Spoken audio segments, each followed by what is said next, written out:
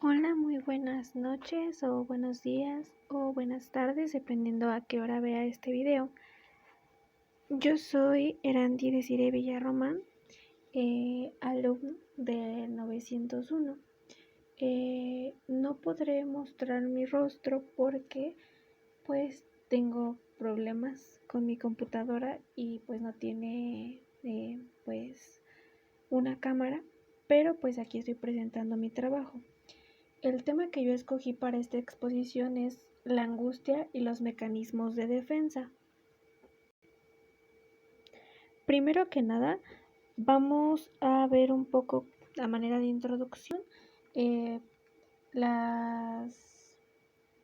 los elementos de los que se compone la persona, que es el ello, el yo y el superyo. Esto más que nada es porque pues toda persona siempre va a tener en sí estos tres elementos y siempre los va a estar utilizando a lo largo de su vida. El yo viene siendo el principio de la realidad, tiene que ver el cómo vemos realmente lo que está pasando a nuestro alrededor. Luego está el superyo.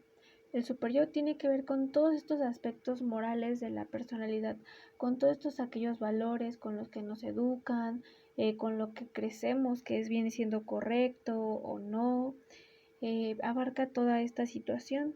Incluso puede abarcar pues desde lo que para nosotros puede implicar pues qué es justicia. Luego está el ello. El ello es el principio de placer, pues el impulso sexual y la agresión. Este tiene que ver con aquellos impulsos más, se atribuye más a la fuerza que contrario a la moral, nada más se basa en el impulso. Solamente se basa a través de impulsos y no se tiende a pensar mucho en esta área respecto a lo que pues puede suceder. Un ejemplo sencillo es, por ejemplo, el super yo nos va a decir, ok, pues considera, ¿no? O sea, primero piensa antes de actuar y el ello actúa primero y ya hasta después piensa, ¿ok? Luego, una vez ya entendidos estos tres complementos que pues tiene todo ser humano, vamos a darle pauta a lo que es la angustia. La angustia es una respuesta psicológica que se caracteriza por aparecer como reacción ante los síntomas de la ansiedad, el miedo o el peligro a lo desconocido. La angustia se relaciona mucho con la ansiedad. ¿Por qué?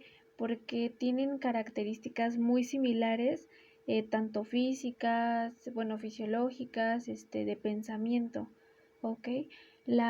Por ejemplo, la angustia es como prevenir a que algo va a pasar y la persona no puede saber exactamente qué es. Abajo puse, se trata de no tan o sea, no se trata tanto de lo que haga falta. ¿Cómo lo explico? Ok. La angustia tiene que ver con esto en una persona. Puede aparecer al momento en el que la persona siente que le falta algo o cuando hay demasiado de algo.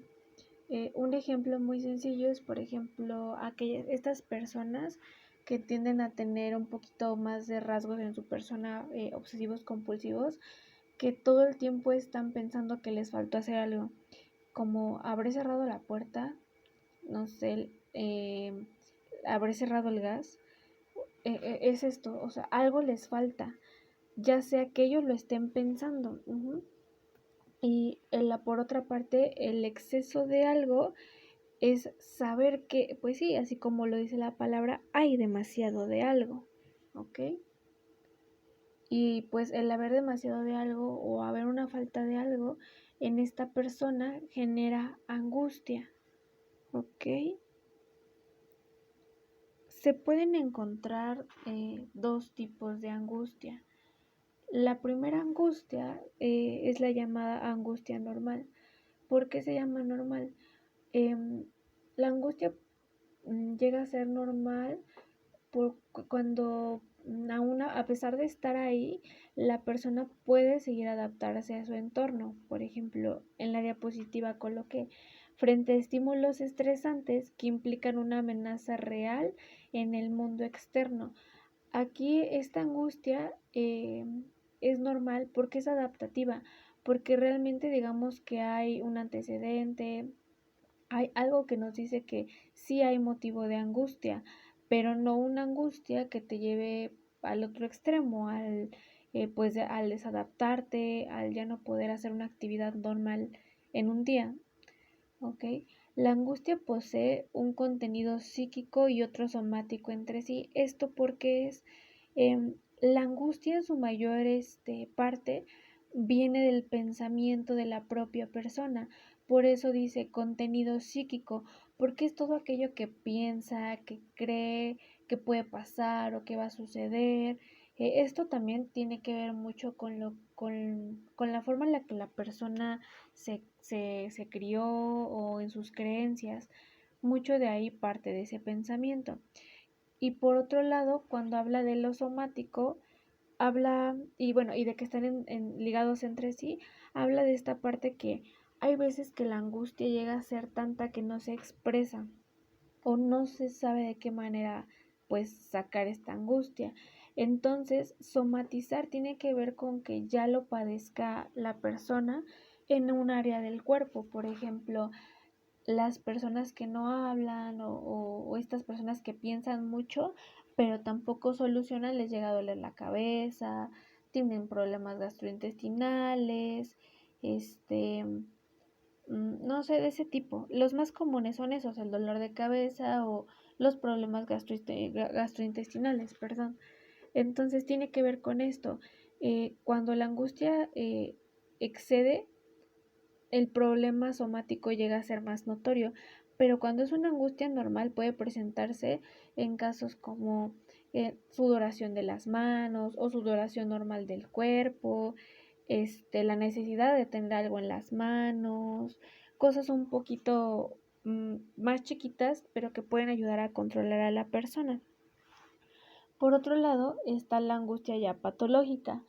Esta dice, la intensidad aumenta proporcionalmente según las magnitudes de las fuerzas en el conflicto, como lo son las crisis de pánico, de ansiedad, las fobias, la histeria o las obsesiones. Aquí ya habla de una angustia patológica. Obviamente para ser patológica, primero pues tuvo que haber sido diagnosticada. Ella tuvo que haberse identificado que cumple con criterios dentro del DSM-5 o dentro del CIE-10. Esta podríamos incluso llamarla ya hasta desadaptativa, como lo estaba explicando anteriormente, porque ya no te permite hacer cosas que pues podrías hacer en la angustia normal, como vivir tu vida tranquilamente o no estarte preocupando, como es en el caso de las fobias. Por ejemplo, hay grados en las fobias en las que ya de plano no te permite hacer con libertad ciertas cosas. Obviamente depende de la fobia que tengas. No sé, las personas que tienen fobia, por ejemplo, a las bacterias, misofobia, creo que ese es el término.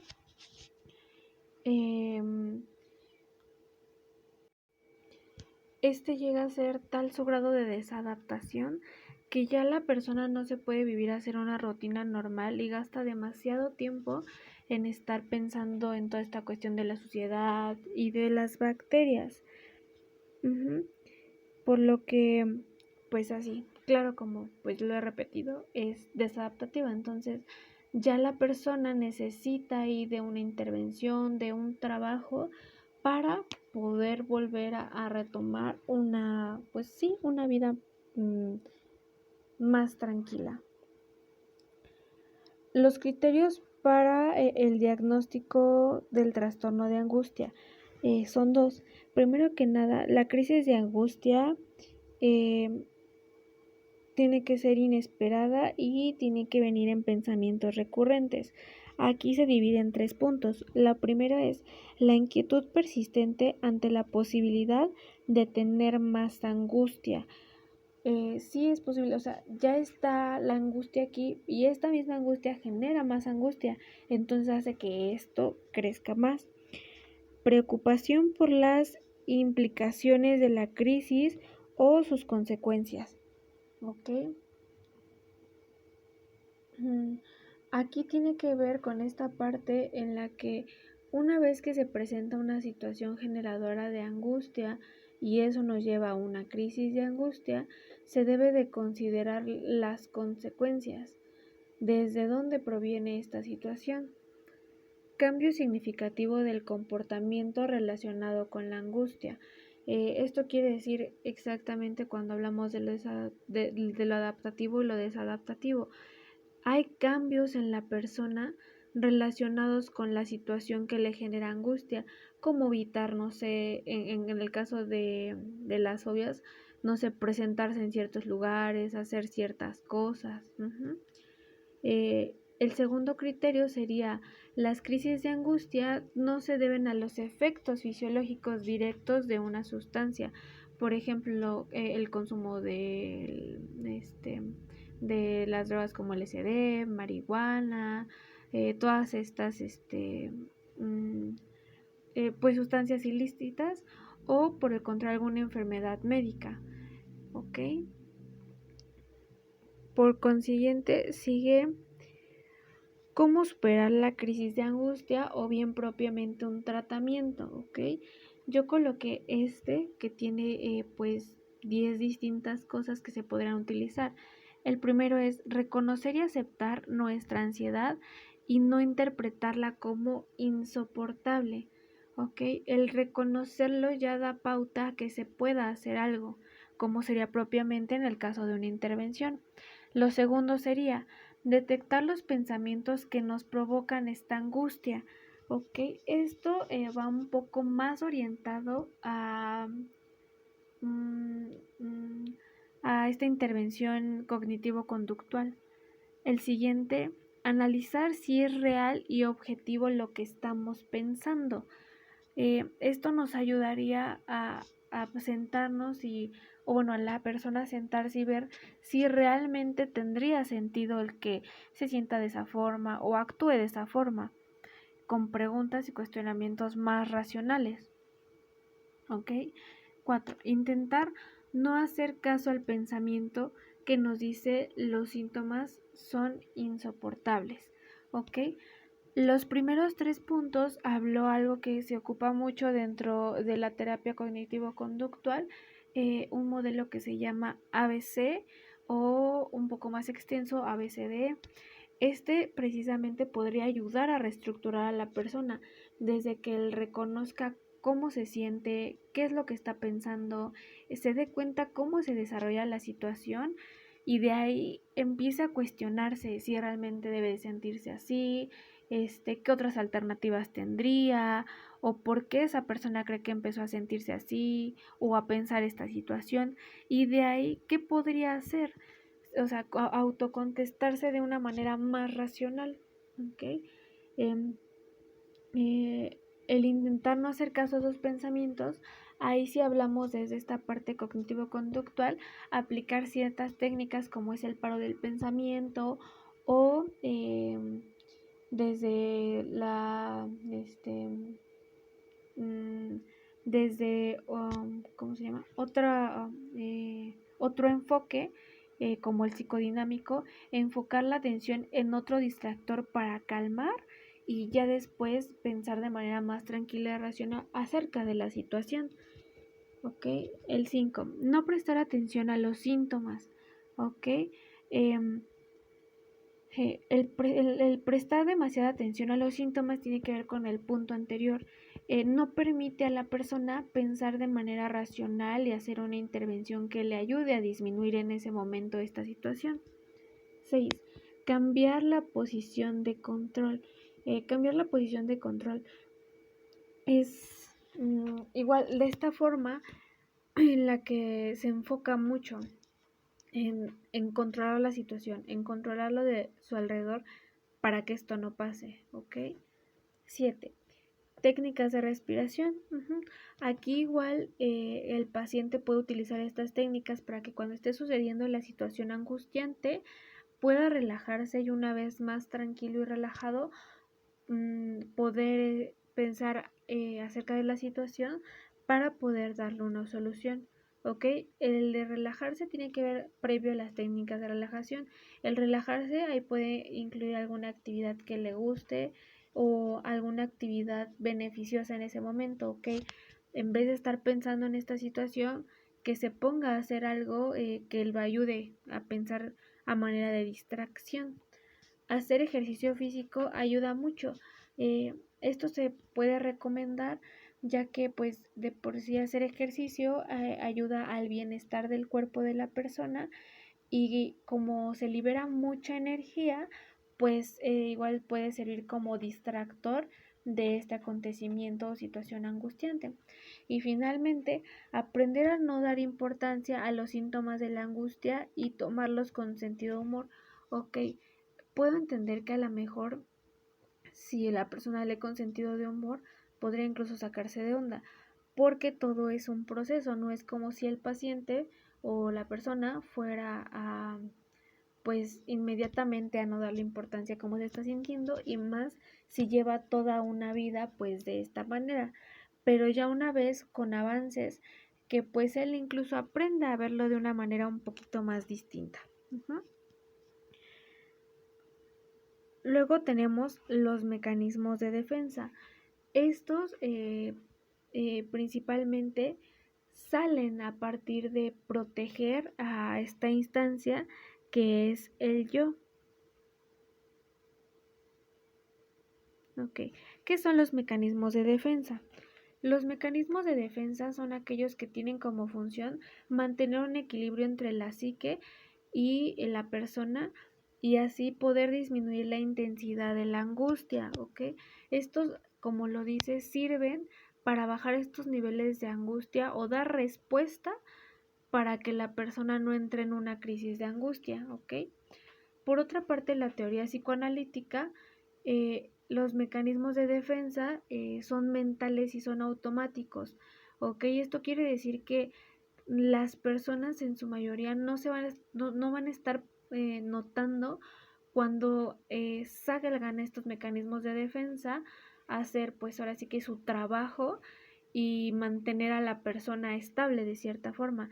Por eso dice que son inconscientes, porque la persona no puede darse cuenta hasta a lo mejor ya cuando lleva un proceso terapéutico que algo está pasando o puede haberse dado cuenta pero no saber propiamente el tipo de nombre o qué es lo que está pasando respecto a cómo responde a esa situación. ¿Okay? ¿Cuáles son los mecanismos de defensa? En este caso, pues más conocidos, más usados en las personas. El primero es la represión.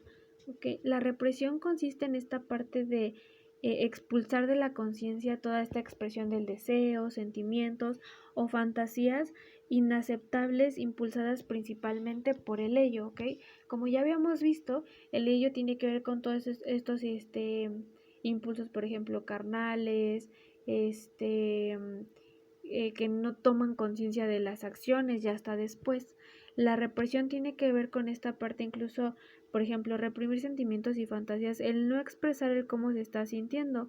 Esto principalmente tiene mucho que ver con las personas con rasgos neuróticos, que no saben cómo o evitan esta situación para pues evitar también problemas mayores o que se suscite algo peor al respecto. El otro sería la negación. La negación tiene que ver con el yo, con esta defensa ante aspectos o momentos desagradables que tiene su realidad. Pero al hacer esto, esta persona está negando su propia existencia, ya que el negar significa afrontar esta realidad que se le presenta, ya que le genera conflicto y tiende a debilitarlo. La negación tiene que ver con lo que es la evitación. Luego encontramos a la proyección. La proyección esta se crea a través de la fantasía que tiene la persona de manera inconsciente.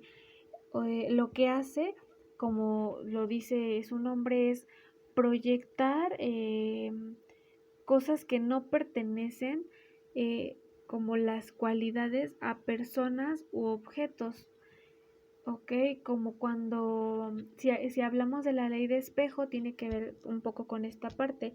Proyectas en la otra persona, ya pueden ser cosas buenas o cosas malas, porque es un poco más sencillo que la persona pueda juzgar o poner, pues sí, bajo tela de juicio ciertos aspectos a mirarlos en su propia persona.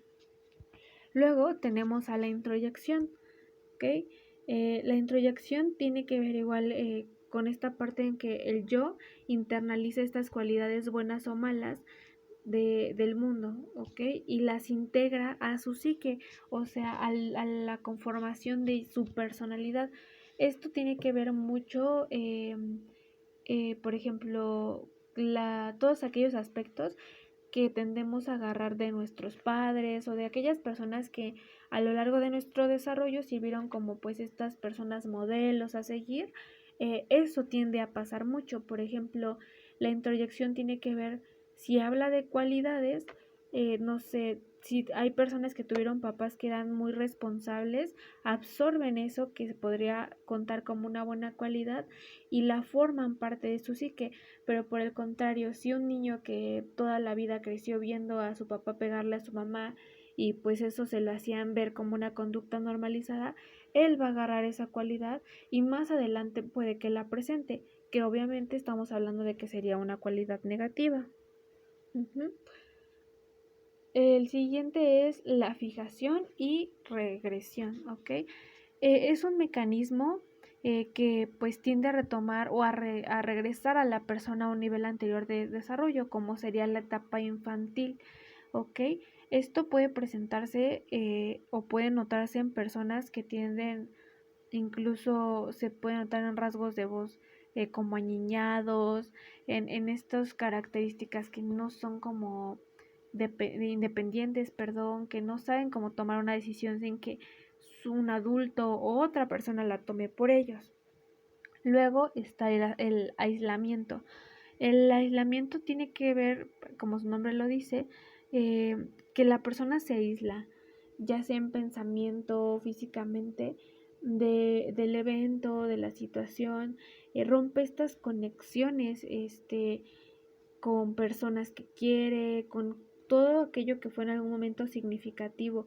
Igual tiene un tanto de evitación a la situación, ¿ok? Prefiere aislarse a confrontar la situación.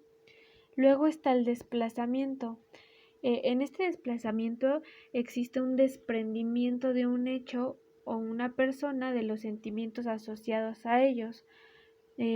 Esto quiere decir, por ejemplo, las personas tienden a aplicarlo mucho en cuestión de no confrontar directamente a la persona o a la situación que le genera emociones o esta angustia, sino que lo desplaza a otra situación. Por ejemplo, eh, aquella persona que está muy enojada porque se peleó con su mamá, pero en vez de pues ir y gritarle a su mamá, dibuja o sale a correr o sale a hacer ejercicio o si hace en algún caso algún deporte, no sé, box, va y golpea el saco de box, o sea, lo desplaza a algo que no le genere un conflicto más grande.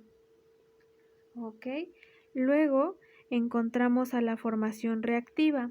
La formación reactiva es la adopción de un carácter completamente opuesto al deseo o impulso inaceptable del cual se quiere alejar la persona.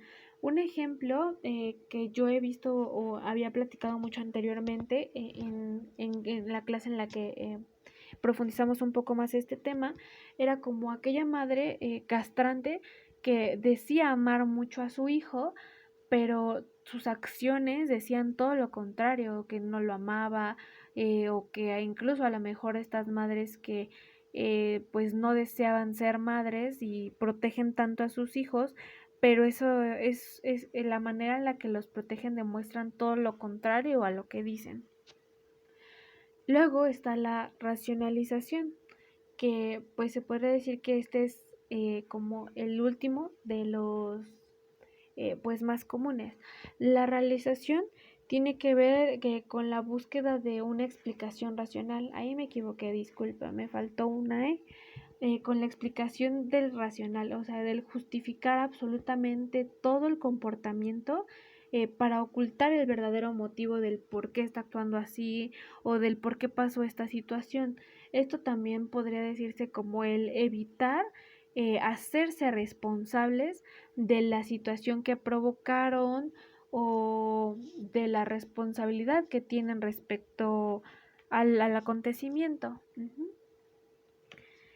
Y bueno, pues ya visto los mecanismos de defensa, las partes que integran que son el ello, el yo y el superyo de la persona, y cómo la angustia pues es partidaria a utilizar los mecanismos de defensa, pues como conclusión yo diría que estos tres van de la mano y por eso es importante conocerlos, porque si sabemos qué es lo que angustia y analizamos a la persona y reconocemos los mecanismos de defensa, como terapeutas podemos ver en qué aspecto el paciente o la persona está dejando salir estos mecanismos para protegerse. ¿Ok? Y eso incluso en el llenado de un historial clínico, pues puede darnos cierta información para cómo ha sido su desarrollo o profundizar un poco más y pues poder mejorar el tratamiento de la persona. Y bueno, por mi parte sería todo y pues le agradezco mucho su atención.